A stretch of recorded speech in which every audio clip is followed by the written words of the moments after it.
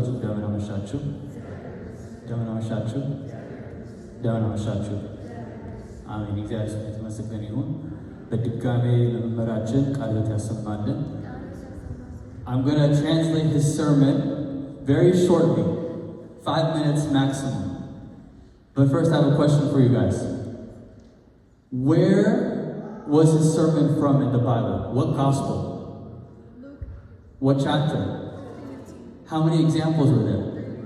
All of the answers are from the girls, nothing from here. Were you guys listening?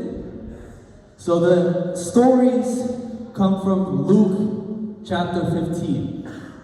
As our teacher taught us, our fathers say if the whole Bible was burnt and lost, but only Luke chapter 15 remained, you could rewrite the Bible based off of the principles in Luke chapter 15. Many mysteries in there. The mystery of the incarnation, the mystery of the Holy Trinity, the mystery of the resurrection of the dead, the mystery of baptism. All these mysteries are there. So this is one of those chapters in the whole Bible that could change the outlook on your whole life. So there's 3 examples. The first one is what? The lost what? The lost sheep. Our teacher taught us how sheep get lost. Sheep, they don't intentionally get lost.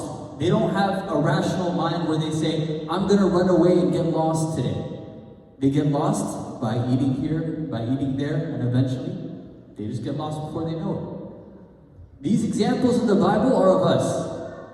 Sometimes we get lost without us knowing it. It's okay, I have to just study for a little bit. I'm going to skip Sunday. I'm going to skip church. It's okay, work is really busy right now. I'm just going to not go to church this weekend. I need to catch up on work. But over time, it turns from 1 week to 2 to a month. Without you knowing, you've disappeared. You've been gone. But in this story, we see Christ, the shepherd, looking for the sheep. And what does he do once he finds it? Does he beat it? Does he yell at it? Does he say, how could you? He picks him up and carries him. Where does he take him? Back home. Why did he carry him? Sometimes when we get lost, it's been so long, we say, I can't come back to church. They're going to say, where have you been? They're going to judge me. Christ, knowing that, he says, come with me, I'll bring you. What was the next example? The lost coin. Where was the coin lost? Who found it? The woman. Our fathers say Christ is our father and our mother. Sometimes a lot of us, we say, I'm a deacon. I'm a muzammara. I'm in the church. I'm not lost. The people outside, they're lost. But Christ, he says, even you who are in my house, you guys are lost. Us who come to church, but we live a sinful life. Sunday, we're holy. Monday through Saturday, we're sinful. And we come to church for a clean conscience, thinking we're okay, but we're lost. We're in the church worshiping, but we're judgmental. We're in the church worshiping, but we think we're better than others. We're lost. The truth is, the people who are outside the church, the atheists, the non-believers, they don't hurt God as much as us who are in the church, is what our brother taught us. What was the last example? The lost son. The lost son. So this son, he couldn't wait to get his inheritance. When are you supposed to get the inheritance? When the father dies. This son would keep looking, waiting for his father to die, and eventually he said, he's not dying, I'm just going to ask him for it. And he goes in and he asks for the inheritance.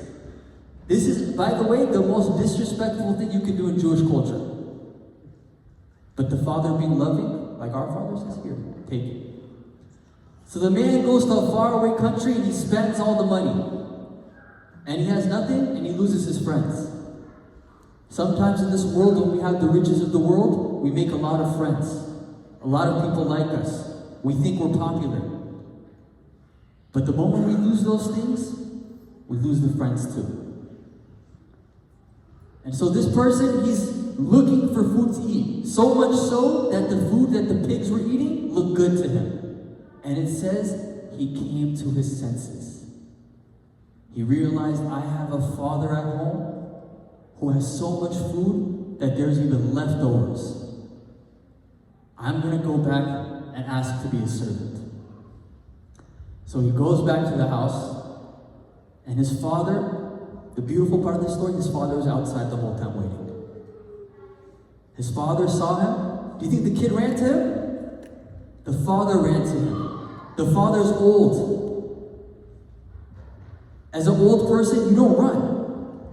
Culturally, it's not acceptable. But he ran to receive his son.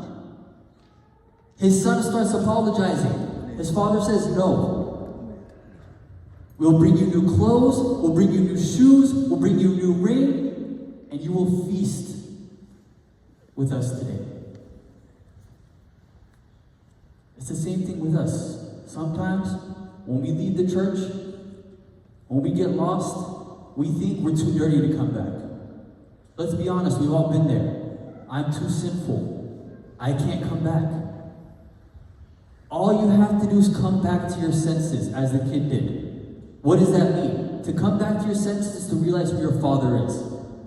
To realize your father has so much left for you, that your father runs for you and brings you in to his home. So I encourage all of you guys to reread this, to remeditate on this. It applies to all of us, those in the church, those who have left the church. Read this, apply it, live it, teach it. May our teacher hear the words of life.